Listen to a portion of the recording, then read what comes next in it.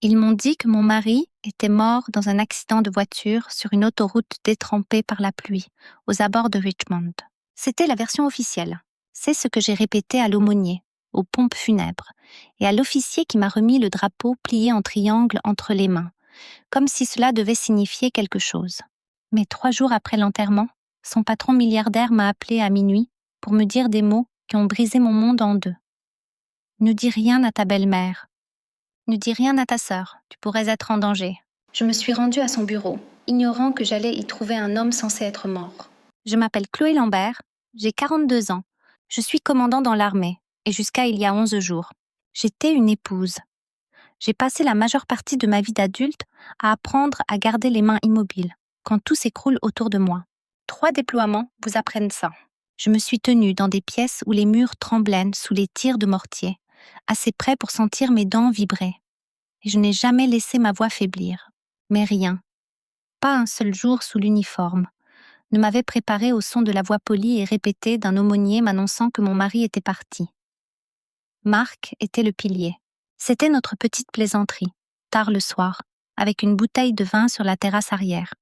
Je faisais la guerre à l'étranger.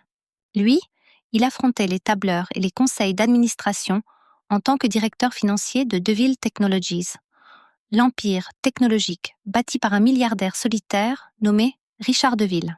Marc gérait la maison, les factures, les formulaires scolaires de notre neveu qui passait ses étés chez nous. Toute cette petite architecture sans gloire d'une vie quotidienne. J'étais absente 8 mois sur 12 certaines années. Il ne s'est jamais plaint. Il me disait souvent « Quelqu'un doit bien garder le fort, Chloé, autant que ce soit celui qui est bon en maths. » Il avait 46 ans, une carrure de coureur qu'il n'avait jamais perdue, même après 2 enfants et 40 ans de vie. Quelques cheveux gris aux tempes et cette façon silencieuse de vous regarder, comme s'il savait déjà ce que vous alliez dire avant même que vous n'ouvriez la bouche. Je l'aimais de cette façon peu spectaculaire dont on aime quelqu'un après 17 ans de vie commune. Pas un amour de feu d'artifice, mais un amour porteur, celui qu'on n'examine pas parce qu'on est trop occupé à s'appuyer dessus. Puis il y a eu l'appel de la police de la route et après cela, les funérailles. Je me souviens m'être tenue au bord de la tombe dans ma tenue de cérémonie, parce que je ne pouvais pas me résoudre à porter autre chose. Un instinct absurde me disait que, si je restais au garde-à-vous assez longtemps, je pourrais tenir debout par la seule force de la mémoire musculaire. Hélène, ma belle-mère, pleurait assez fort pour que les gens 2 rangs derrière se retournent. Vanessa, ma demi-sœur, tamponnait ses yeux avec un mouchoir qui ne semblait jamais toucher son visage. Je les observais comme j'observais le terrain en reconnaissance, cherchant ce qui ne collait pas. Et quelque chose ne collait pas. Rien ne collait depuis des années, si je suis honnête avec moi-même. Mais le deuil a cette capacité de vous rendre généreuse avec des gens qui ne le méritent pas. Je me disais que c'était de la paranoïa, que le deuil fait de nos instincts des menteurs. 3 jours après l'enterrement, mon téléphone a sonné à 23h50. J'ai failli ne pas répondre, un numéro inconnu, et j'avais déjà reçu assez d'appels de condoléances de gens dont je me souvenais à peine pour le restant de mes jours. Mais quelque chose m'a poussée à décrocher. Chloé. La voix était basse, contrôlée, celle d'un homme habitué à être obéi. C'est Richard DeVille. J'ai trouvé quelque chose qui appartenait à Marc. J'ai besoin que vous veniez au bureau ce soir, si vous le pouvez. Je me suis redressée dans l'obscurité de notre chambre. Le côté du lit de Marc était encore fait, intact, comme si une partie de moi pensait que si je ne le dérangeais pas, rien de tout cela ne serait définitif. Monsieur DeVille, il est minuit. Je sais quelle heure il est. Un silence, et dans ce silence, j'ai entendu ce que je n'attendais pas d'un homme pesant des milliards. J'ai entendu de la peur. Chloé, écoutez-moi attentivement. Ne dites rien à votre belle-mère, ne dites rien à votre sœur, ne dites à personne où vous allez. Vous pourriez être en danger. La ligne est devenue silencieuse après cela. Juste son souffle et le mien. 2 personnes au bord d'un gouffre que personne ne voulait nommer. Je n'ai pas posé de questions. 17 ans de mariage avec un homme de chiffres m'avait appris que lorsqu'un homme aussi précis rompt le protocole pour vous appeler en pleine nuit, on ne perd pas de temps à demander pourquoi. On agit. J'ai enfilé un jean, une veste et le vieux manteau de terrain de Marc qui sentait encore vaguement son eau de Cologne. J'ai conduit dans les rues désertes, les mains crispées sur le volant comme je tenais mon fusil avant une patrouille. Pas par panique, mais par préparation. DeVille Technologies, occupait les 4 derniers étages d'une tour de verre en centre-ville, sombre ce soir-là, à l'exception d'une seule fenêtre éclairée au 40e étage, l'ancien bureau de Marc. La sécurité m'a laissé monter sans un mot, comme s'ils avaient reçu l'ordre de m'attendre. L'ascenseur montait en silence. Mon propre reflet me fixait dans les parois polies. Une femme que je reconnaissais à peine, le regard creusé, la mâchoire serrée, attendant un combat qu'elle ne comprenait pas encore. Les portes de l'ancien bureau de Marc étaient ouvertes. Richard Deville se tenait près de la fenêtre, le dos tourné, les lumières de la ville s'étendant sous lui comme un champ d'étoiles mourantes. Mais ce n'est pas Richard qui m'a coupé le souffle. Il y avait un autre homme dans la pièce, grand, les tempes grisonnantes, immobile près du bureau, comme s'il attendait ce moment précis depuis longtemps. Il s'est retourné, et quand j'ai vu son visage, le sol a semblé se dérober sous mes pieds. 17 ans de certitude s'effondraient en une seule pensée impossible. Impossible, ai-je murmuré, ma voix me trahissant. Vous êtes mort il y a 8 ans ? L'homme qui se tenait dans le bureau de mon mari défunt était David Morel. Je n'avais pas prononcé ce nom depuis 8 ans. Personne ne l'avait fait depuis l'incendie qui lui avait soi-disant coûté la vie dans un entrepôt, à l'époque où il était encore enquêteur interne pour Deville Technologies. L'homme tranquille qui emmenait ses enfants au pique-nique de l'entreprise, qui m'avait aidé un jour à changer un pneu crevé sous la pluie parce que Marc était coincé dans une réunion interminable. Je me souvenais des funérailles. Je me souvenais de sa femme pleurant sur un drapeau plié, pas très différent de celui qui trônait désormais sur ma cheminée.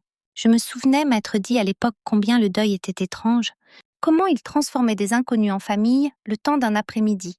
Et maintenant, il était là, vivant, dans un costume gris qui lui allait parfaitement, comme s'il avait été taillé pour ce moment précis, comme s'il avait répété sa propre résurrection. Chloé, sa voix était calme, prudente, celle d'un homme qui avait passé 8 ans à apprendre à disparaître. Je sais que c'est un choc.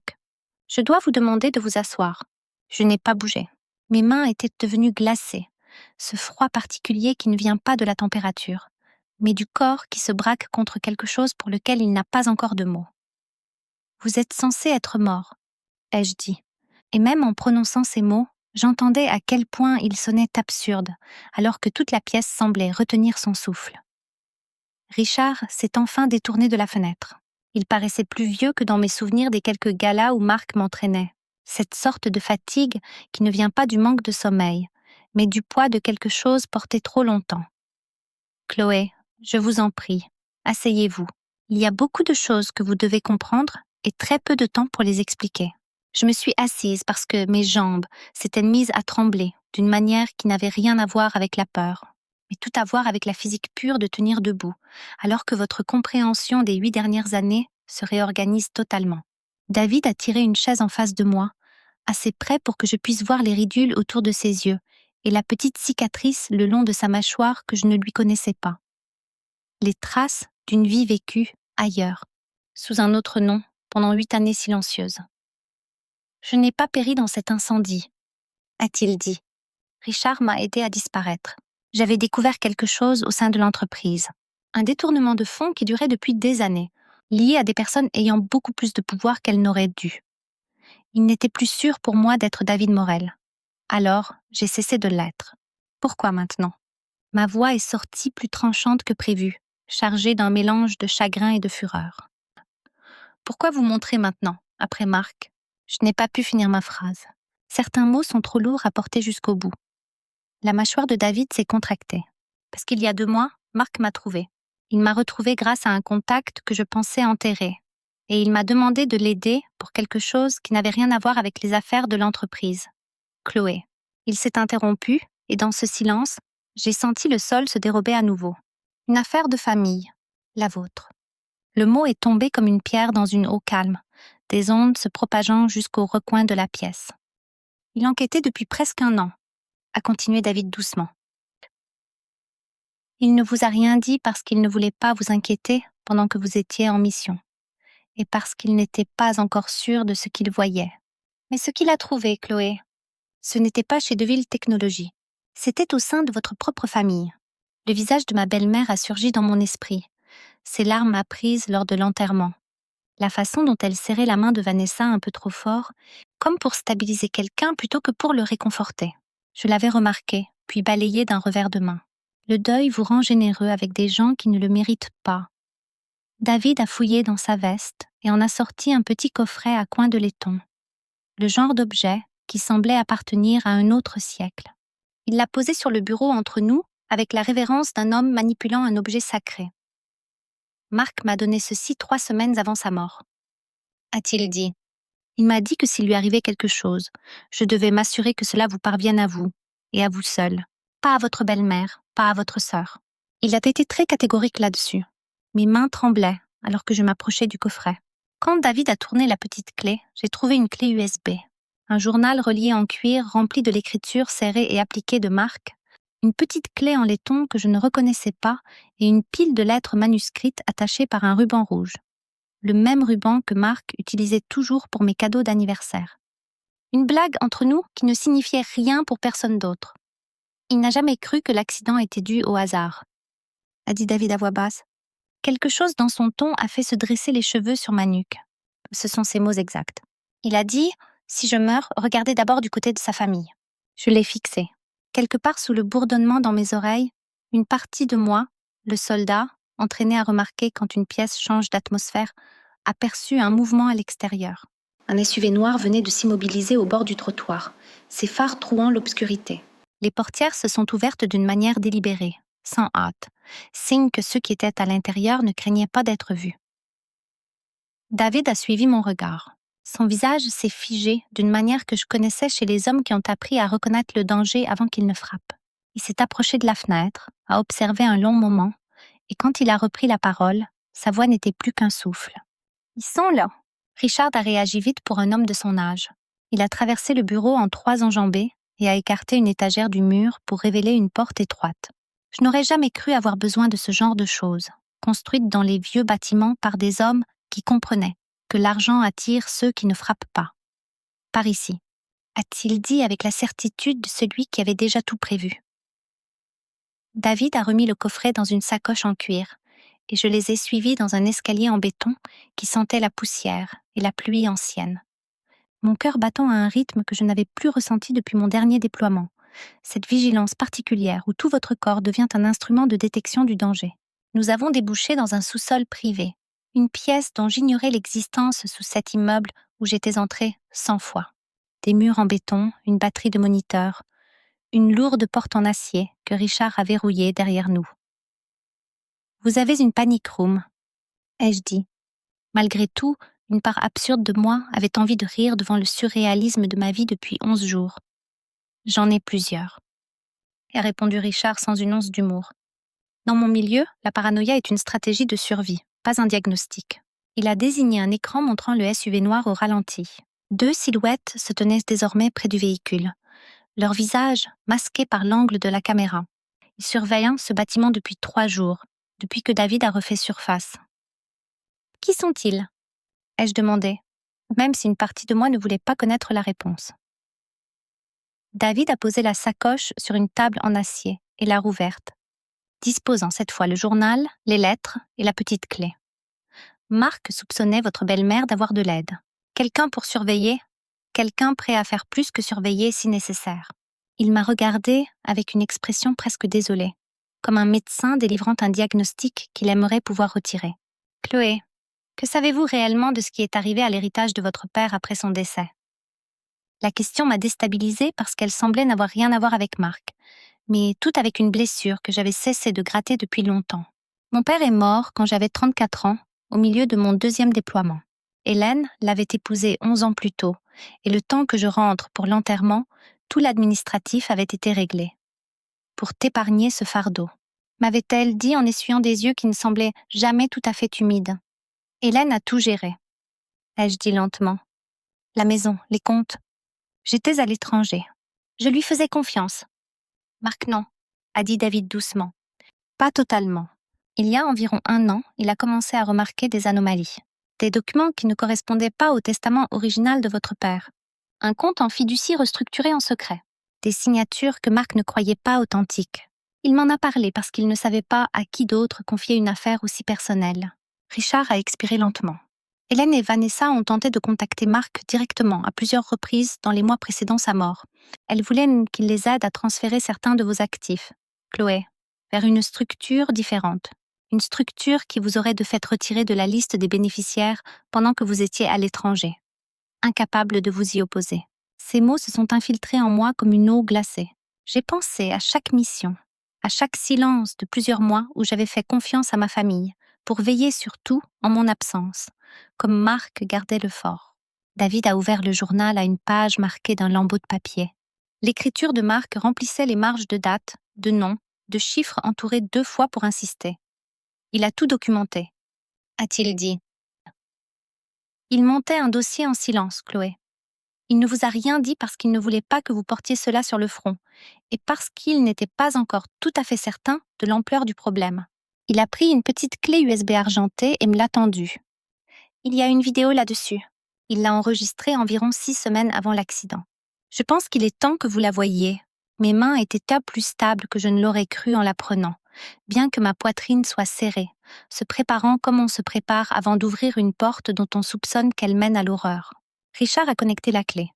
Après un écran noir, le visage de Marc est apparu. Il semblait fatigué, un peu plus mince, mais c'était lui, indéniablement vivant. Il regardait l'objectif comme il me regardait à table, comme si rien d'autre ne comptait. « Si tu regardes ceci, » a-t-il dit, et sa voix a brisé le barrage que je maintenais depuis les funérailles, c'est que je ne suis probablement plus là. Je suis restée immobile, regardant mon mari me parler par-delà la mort. « Ton plus grand ennemi, » a-t-il dit doucement, n'a jamais été sur un champ de bataille. L'écran s'est éteint. Derrière moi, le téléphone de Richard a vibré. Il a écouté un moment, son visage blêmissant. « C'était mon équipe de sécurité, » a-t-il dit. « Quelqu'un vient de s'introduire chez vous, Chloé. 2 voitures banalisées nous ont escortés jusqu'à ma maison. Je roulais en silence à côté de David, regardant défiler ces rues familières que Marc et moi avions parcourues 1000 fois, pensant à quel point il était étrange que le deuil et la peur puissent cohabiter sans s'annuler. 2 patrouilles de police étaient déjà là. Un jeune officier m'a accueilli.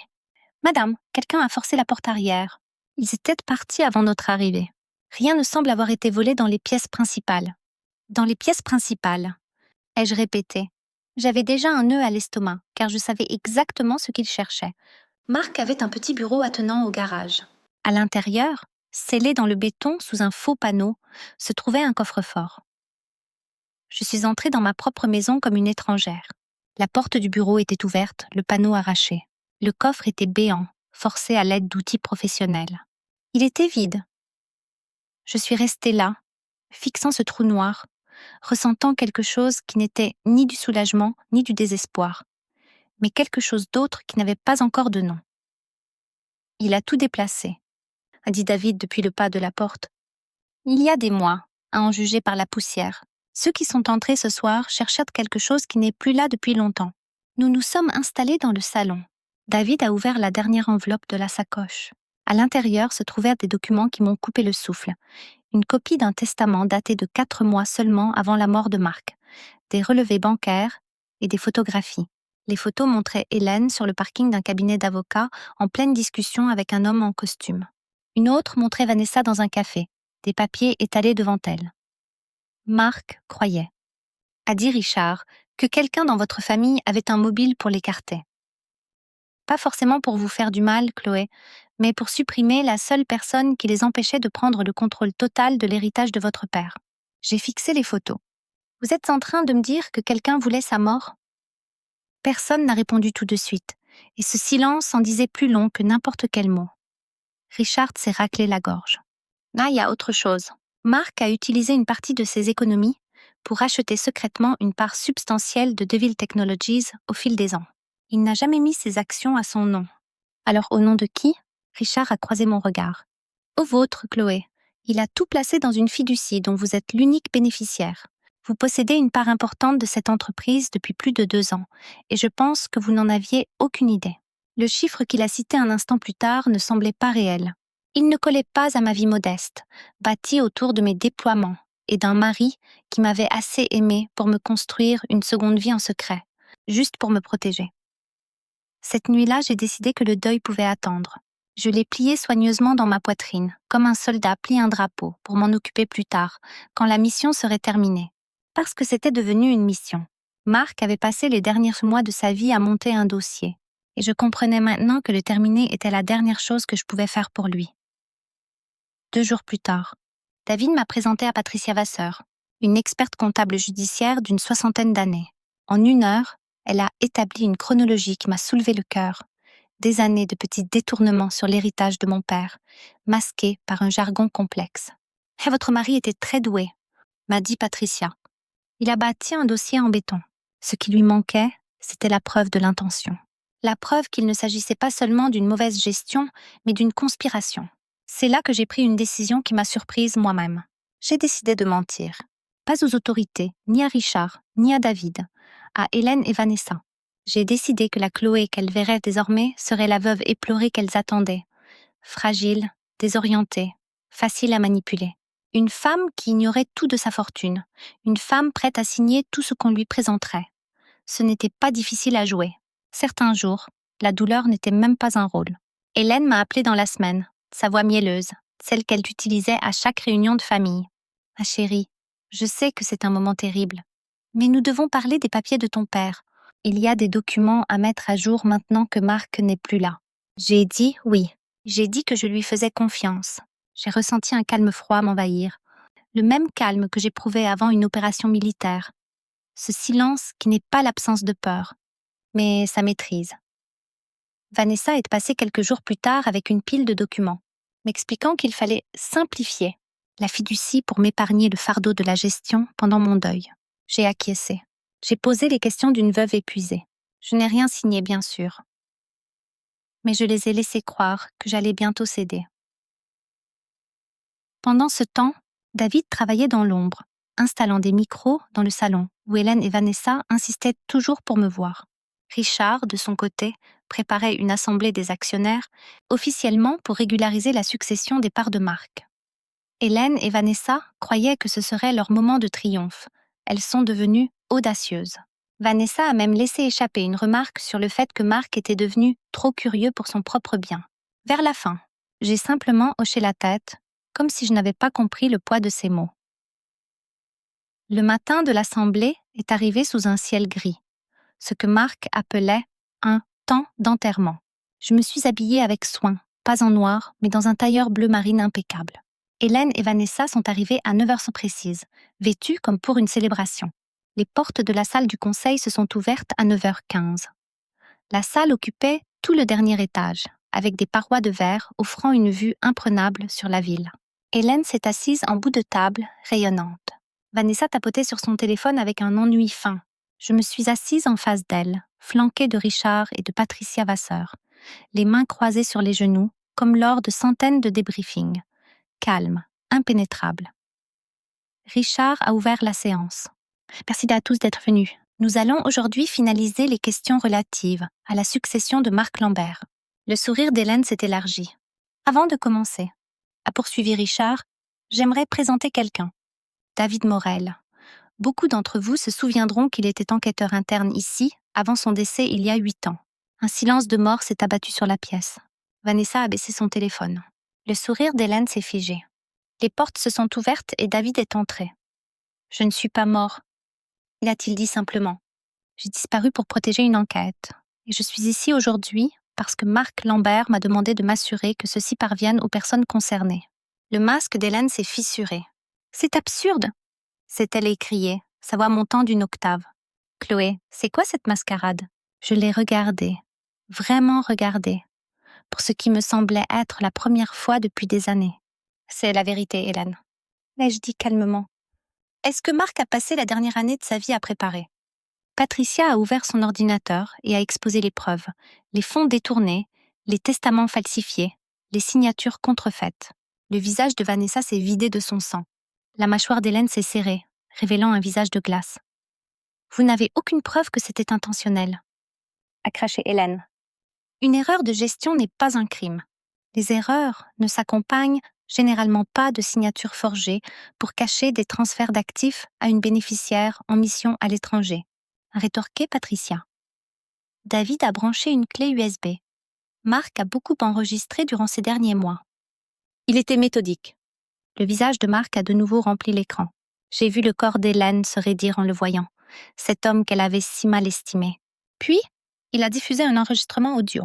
La voix d'Hélène, grésillante mais reconnaissable, disait « Si Marc disparaît, tout devient tellement plus simple. » Chloé n'est jamais assez longtemps à la maison pour gérer tout ça elle-même. Le silence qui a suivi était absolu. Vanessa a regardé sa mère avec une expression de pur effroi. Richard a refermé son ordinateur. Le conseil d'administration a examiné tous les documents. À compter d'aujourd'hui, tous les actifs de la fiducie de la famille Lambert, y compris les parts de Marc dans cette entreprise, reviennent intégralement et exclusivement à Chloé Lambert. Vanessa s'est effondrée en larmes. Hélène est restée pétrifiée, fixant ses propres mains. Je me suis levée, sentant enfin un poids s'envoler. Il savait, ai-je dit. Il savait ce que vous faisiez, et, au lieu de vous affronter, il a bâti un dossier, tel que vous ne pourriez jamais vous en sortir. C'était ça, Marc, silencieux, jusqu'à ce que ça compte vraiment. La sécurité est entrée, suivie d'un homme en costume gris qui a sorti son insigne. « Madame Hélène Lambert », a-t-il dit d'une voix monocorde, « nous devons vous interroger sur les circonstances de la mort de votre gendre. » 6 mois ont passé avant la conclusion de l'enquête. Les enquêteurs fédéraux ont confirmé ce que Marc soupçonnait. Un vaste réseau de fraude financière impliquant plusieurs professionnels complices. Si le tribunal n'a pu prouver l'intention de donner la mort au-delà de tout doute raisonnable pour l'accident de Marc, les preuves de fraude étaient accablantes. Hélène a plaidé coupable pour fraude, faux et usage de faux, ainsi que pour obstruction à la justice. Vanessa, qui a pleinement coopéré, a reçu une peine plus légère. Le tribunal a fait la différence entre celle qui avait orchestré le plan et la fille trop faible pour s'en détacher. Je lui ai rendu visite une fois. Elle semblait minuscule, dépouillée de son arrogance habituelle. Je ne savais pas, Chloé. Pour Marc, je te jure que je ne savais pas de quoi elle était capable. J'ai appris que l'on peut être complice de l'ombre simplement en acceptant d'être réchauffé par sa noirceur. Richard Deville a quitté son poste de PDG ce printemps-là. Avant de partir, il m'a confié la direction d'une fondation caritative que Marc avait créée secrètement pour soutenir les familles de militaires. Il voulait que vous l'ayez, m'a-t-il dit. Il a simplement manqué de temps pour vous le dire lui-même. Je suis restée dans l'armée. Cela en a surpris plus d'un, mais l'armée a toujours été la partie stable de ma vie. J'ai pris le commandement d'un nouveau poste et j'ai fait grandir la fondation de Marc. La dernière lettre, je l'ai gardée pour la fin. Elle était datée de la semaine précédant sa mort. Je me suis assise seule à la table de la cuisine et je l'ai ouverte. Son écriture remplissait 2 pages. Vers la fin, il avait écrit une phrase que j'ai lue tant de fois que je n'ai plus besoin du papier. Je n'ai pas pu choisir comment mon histoire se terminerait, mais j'ai pu choisir comment la tienne commencerait. Je suis restée là longtemps. Je suis sortie sur la terrasse et j'ai regardé le ciel étoilé. Pour la première fois depuis qu'on m'avait annoncé sa mort, j'ai senti mon cœur s'apaiser enfin. Je ne vivais plus dans l'obscurité. Je me tenais enfin dans la lumière qu'il avait passé sa vie entière à bâtir pour moi.